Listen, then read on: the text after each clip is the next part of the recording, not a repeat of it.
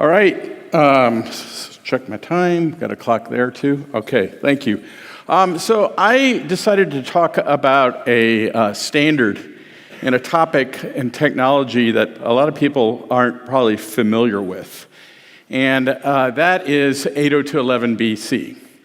So just what you need, another AI-generated picture of a speaker. If you're not linked up to me, please do. But why am I in a sports uniform? Well, it has to do with the main use case for this technology applies very, very specifically to sports venues. Now, it can actually apply to a lot of different verticals, but for the perspective of this presentation, I'm going to talk mostly about sports venues. So if a lot of people, when they think of extreme networks, especially in North America, they think about stadium Wi-Fi. And a lot of that has to do with the fact that we have, about 17 years ago, the company made a concerted effort to specifically go after sports venue for Wi-Fi, providing Wi-Fi for them, and also for analytics. And so we've built these partnerships over the years with all the major sports leagues in the United States, and we compete with one or two other vendors to provide Wi-Fi in the stadiums in North America. And we've also grown that business over here in Europe as well. For example, Olympic Stadium in Berlin, a couple of soccer stadiums like Liverpool and Manchester United in the UK, and are growing that business internationally. But the one thing that I always like to say about arena Wi-Fi, and our competitors will say the same thing, it's kind of an art, and it's as tough as it gets. Providing Wi-Fi in a stadium with 50,000 users, or in some cases up to hundreds of thousands, it's not easy. But if you can master that art, you can master it anywhere. Now, it's not just about providing mobility and connectivity. It's a lot of it, what we found over the years that the sports teams and leagues like is how to enhance the fan experience and also how to engage with fans. And this technology that I'm going to talk about is more about a different way of possibly to engage with fans in large public venues.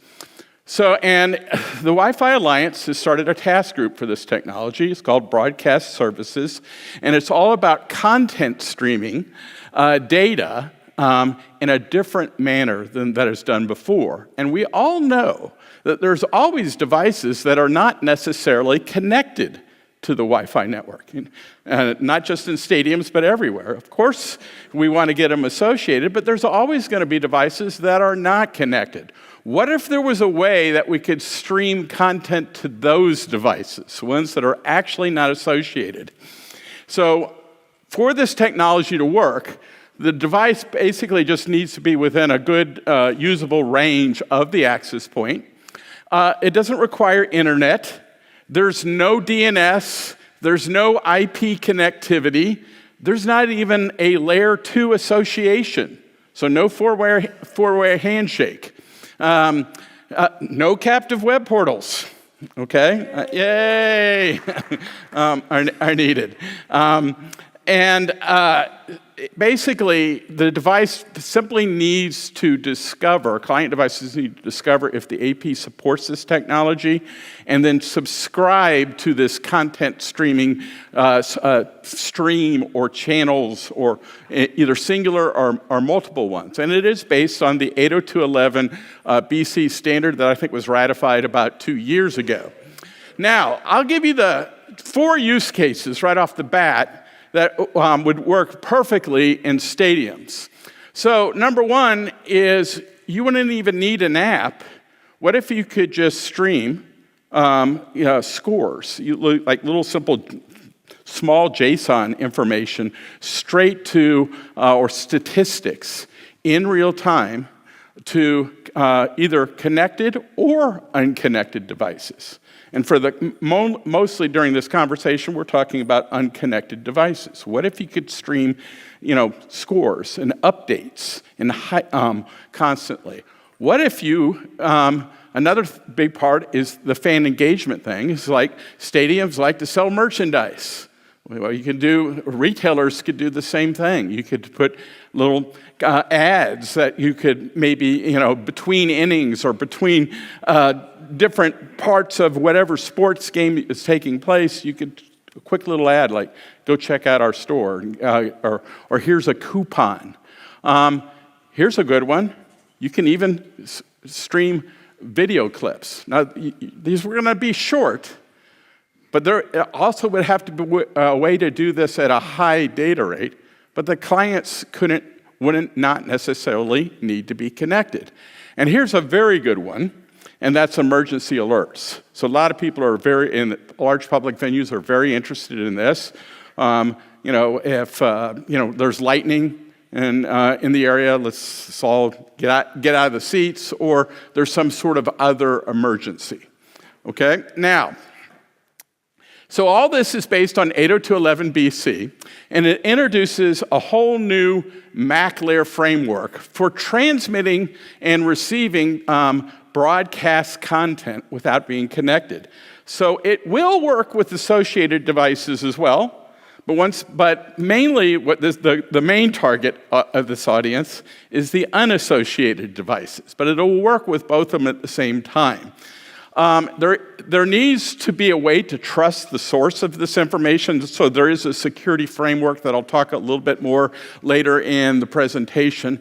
There's no change to the PHY, so it's based on like HE and above.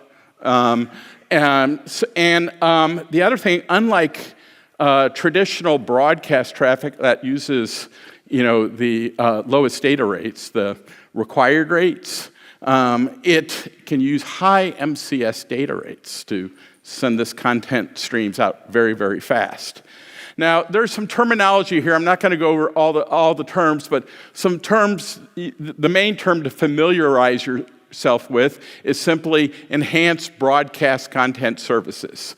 And, depending on where there's different terminology for the frames and for the various devices within that framework. And this is all part of the standard, but basically that's what it's called, is EBCS. Okay, and like with any new MAC layer enhancements, there's going to be new information elements.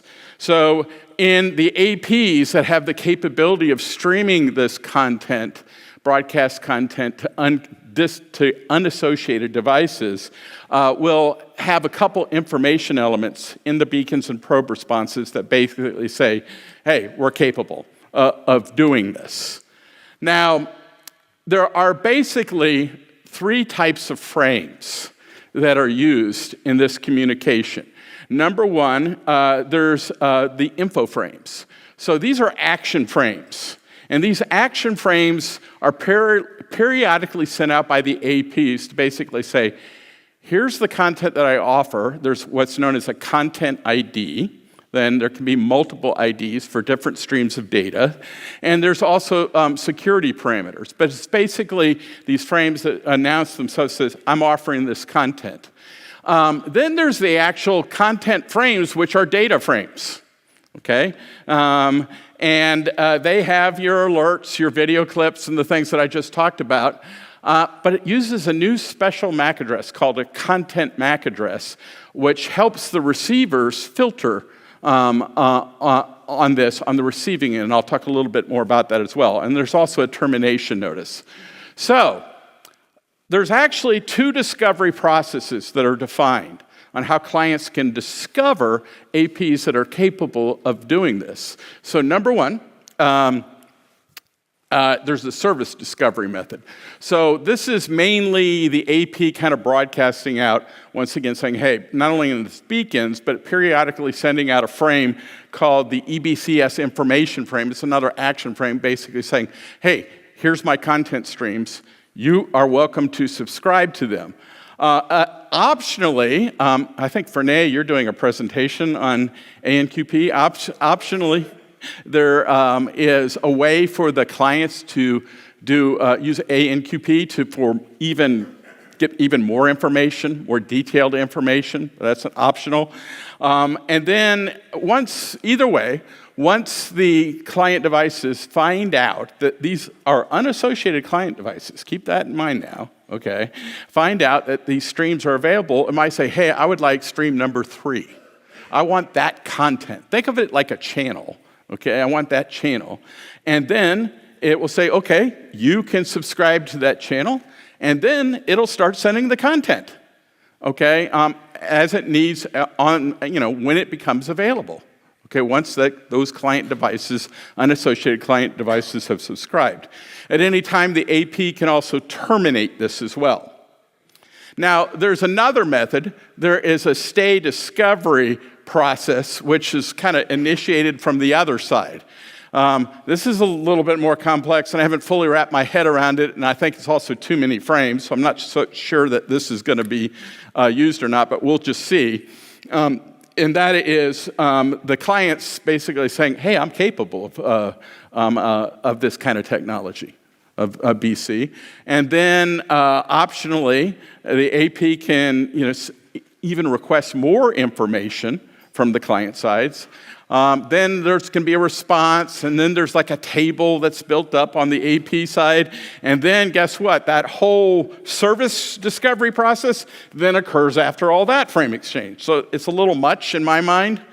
So my opinion is that the service discovery process will probably be the one that is used the most, but we'll see. But there's 2 different methods that are defined, a service and a stay discovery process. Okay. So yesterday, who gave a presentation? Mr. Peter McKinsey, there he is, and he said, know the 802.11 protocol. And I can remember in the very, very early days when we were learning at Peter, this is probably the first thing we learned, right? And this opened my eyes. And I would dare say most people in this room have this thing memorized right here about the 4 Wi-Fi addresses that are in a frame and their different meanings. They can have 5 different meanings, and then those meanings change based on how the to DS and from DS bits are flipped. Hopefully everybody has learned that, and if you've ever used a protocol analyzer, this makes things very easy, much easier to understand. Now, traditionally, there's only 3 addresses, and when you're doing a downlink, when the from DS bit is flipped, it's basically your source address is basically address number 3, which could be a wired server. Address number 2 is the radio on the AP, the transmitter address, and address number 1 is the receiver address and also the destination address. Everybody learns this. Well, it's a little bit different for downlink for EBCS. Okay, so there are 3 addresses again. Okay, there's address number 1, which is the destination address, but it is not the address of an individual client.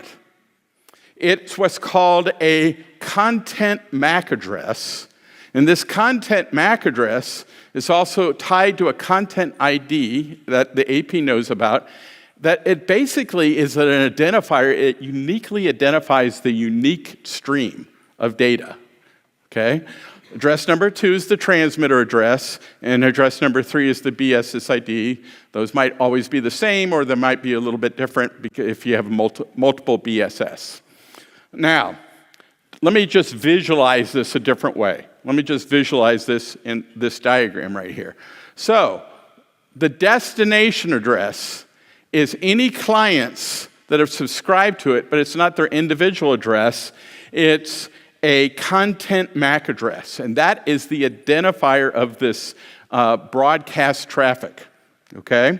And some people compare it to a multicast address, but it's not. It's different. It's an identifier for this broadcast stream for unassociated clients. And then once again, the transmitter address is the radio of the AP, and address number 3 is the source, which is the BSSID. Now, a lot of people go, well, wait a minute, it might be being sourced by an application server. Well, originally, yes, but in terms of the EBCS framework, the source is being sourced from the basic service set.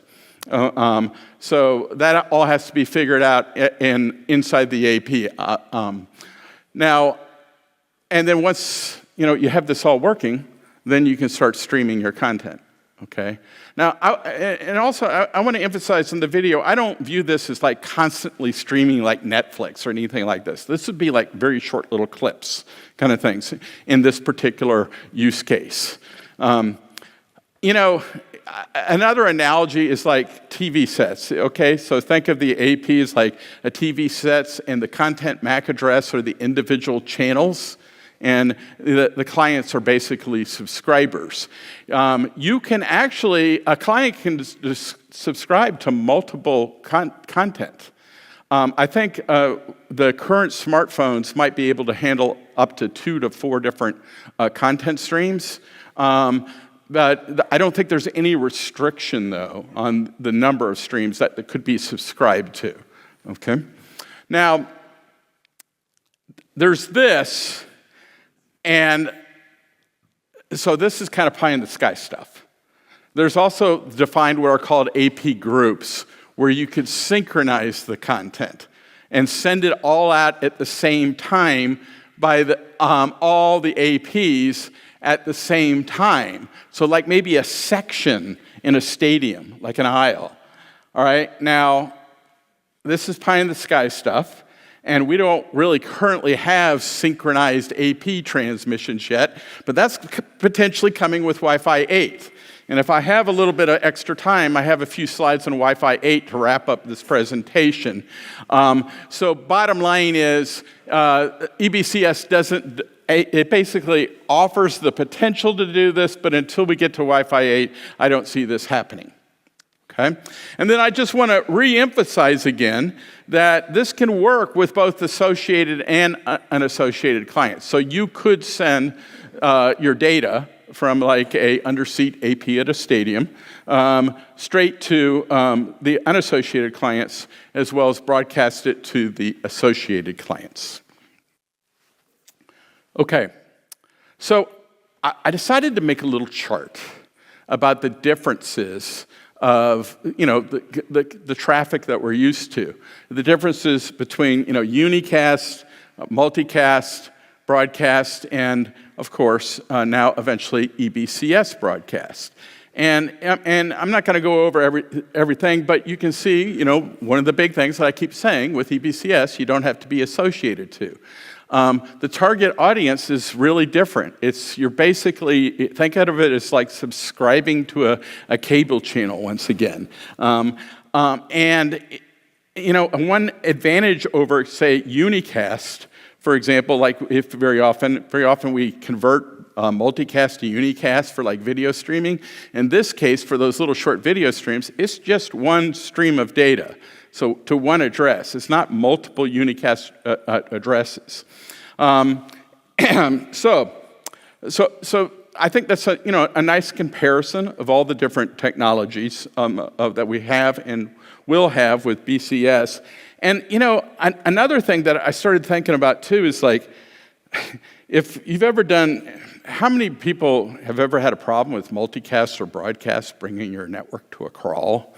In an environment, well, I can promise you in stadium environments, if you're not trimming that data, it will, multicast in particular can be the bane of a wireless network, if not trimmed and monitored properly. So one of the things that I'm a little nervous about all this technology right off the bat as well, in a stadium, is this going to like overload the stadium? And the good news is the thinking is no. And one very important point that I want to point out, unlike multicast or legacy broadcasting, you're not using the lowest data rate. You are using high MCS rates to send this data very, very fast. There's also, once again, a security process that I'm going to talk about in a minute as well. And I do want to point out one difference is that there is no data privacy here, okay? You need to trust this content, but there's no encryption. So there's no four-way handshake for unassociated clients. So there's no GTK to encrypt the broadcast traffic, okay? The goal is not data privacy. The goal is to trust the content. Which brings me to this slide right here. So this is probably the biggest obstacle to the technology right now. Okay, and so, I've presented this to some of our stadium customers, and I know our competitors are interested in this technology as well for the stadium venues, but it's like anything, good technology can be abused. Okay, so what if Keith Parsons decides to come into a stadium and he brings his own AP and he just starts broadcasting out his own content? That wouldn't be a good thing, because who knows what Keith's a pretty good guy, but Peter McKenzie, I don't know. It could be some troublesome content. So you have to trust the source of that content. So to me, there's a whole new security term. We've all known about the rogue APs, okay? Now we're calling them rogue content APs, to send out rogue content. There could also be replay attacks. So what if you took like an emergency alert and then replayed that out of context, okay? And of course, we all know that there's, Stephen was just talking about PMF. We all know that the whole purpose was to prevent the 99,000 denial of service attacks, okay, at layer 2. Well, same thing, there will be potentially other denial of service attacks. So there is a security framework that's defined in the standard, and it's more about a public key certificate chain. Once again, it's about being able to prove, and the clients are going to have to participate in this, being able to prove that the content is coming from a trusted source. Once again, it's not about data privacy, it's about trusting the content. So there's talk about how are we going to put this in place. There's talk about maybe this could be leveraged through something similar to like open roaming. What if you have that whole ecosystem, like a federated system? What if this could be built into that as well? Okay, so that to me is the biggest challenge that we have ahead, because I think we're still even though we're starting to do proof of concepts in this technology, we're probably a couple of years away at least before it's actually put out there in the wild. Now, there is another thing that I debated whether even to talk about it, but I'm just going to show it to you, because we all know that whenever new standards come out, there's things that are optional. And sometimes that can also be the bane of our existence, because a lot of times these optional things, the standards are loaded up with them, but they never are realized. This is one I don't think is ever going to be realized, but there is some definitions on how clients could send, like IoT devices, could send very short broadcast, unassociated devices could send uplink traffic. Think of like sensors. Look, there's all kinds of other technologies that already do this, but it requires associations or it uses other wireless technologies. So I don't hold too much hope for the uplink. I think this is going to be more of a downlink technology. Now, here's another idea. Here's another use case. What if you want the clients to get onto the network? One of the hardest things that we have in this industry is onboarding clients, okay? That's one of the reasons open roaming is such a good thing. Once you get onboarded that first time to open roaming, it's just a great thing. But what if you wanted to just use the broadcast to the unassociated clients to send a QR code to say, connect to the stadium Wi-Fi, or download the stadium or team app, okay? Or how about this? Connect and download an open roaming profile and get connected. That could be done very simply. I view this as a potential for making user experience better as well using this technology. So I'll tell you what's probably going to have to happen. It's this right here. The industry is going to have to work with the smartphone providers. And there's going to have to be some sort of native OS support and built-in app capabilities on an iPhone. in the Androids before this is going to be a reality. I mean, I guess everybody can make their own apps, but it would be a lot better if we could get Apple and Google and the others, Samsung, to just natively support this technology. So keep your fingers crossed on that, and maybe the built-in app could your channels come up, and you just pick the channels that you want. And as I said, most smartphones could probably handle 2 to 4 channels, and I even have to be associated. Okay. Now, I have about 3.5 minutes left here. And I want to just, I'm kind of done talking about the broadcast technology, but I do want to say we're very interested in it, and the last year I've been spending a lot of time at different events talking about different Wi-Fi technologies that I think I'm very interested in from now until 2030. And what I just talked about is one of them. The other one is Wi-Fi 8, okay? It's coming sooner than you think. And Stephen mentioned it. It's based on BN, ultra-high reliability, okay? So it's not about speeds. It's about these 2 main goals. Reliability into the 6 nines right there in terms of packet failures. And latency is the other main goal. Getting it down to sub 5 milliseconds. So or even less. Those are the kind of numbers that you hear all the service providers tout with 5G and 6G. They're always talking about these latency type numbers. Those are the intended goals as well. So it's all about reliability, not necessarily about speeds. Now, the main thing that this technology is going to define is something called multiple AP coordination, MAPC. So think about a Wi-Fi 8 phone connected to up to 4 APs at the same time. 2 to 4 APs, okay? And right now, there's currently 4 different technologies that are being talked about. We'll see which ones make it in to the IEEE standard and which ones actually become mandatory with Wi-Fi Alliance certification. There's coordinated beamforming, which is basically transmit beamforming being used by 2 or more APs to make it raise your SNR and make it more reliable.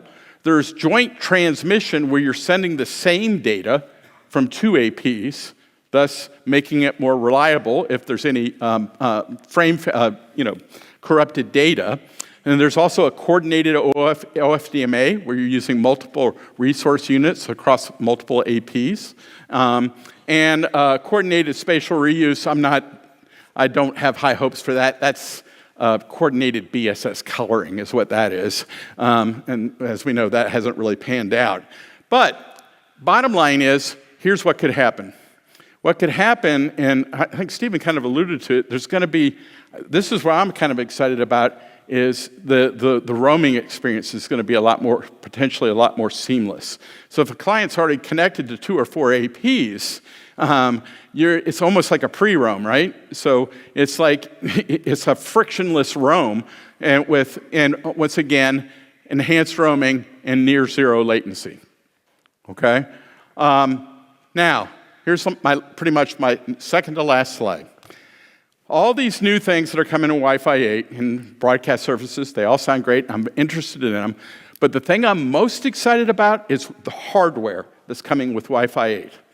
Because what you're going to see is enterprise access points are going to have neuroprocessor chips in them. Okay? And you'll actually be able to run large language models right there on the edge, on access points, and maybe in a distributed coordination function. So vendors like Extreme will use it to hopefully come up with creative ways to enhance those processors and AI to enhance the Wi-Fi environment, but then customers might be able to use that compute at the edge as well for their own purposes. So I think there's going to be a kind of a shift in the industry where your infrastructure is not just about connectivity and mobility, but it's a complete edge compute platform. Well, listen, thank you very much. I think the Jim and Matt Dog and Pony Show is next. So thanks very much. I always enjoy coming here.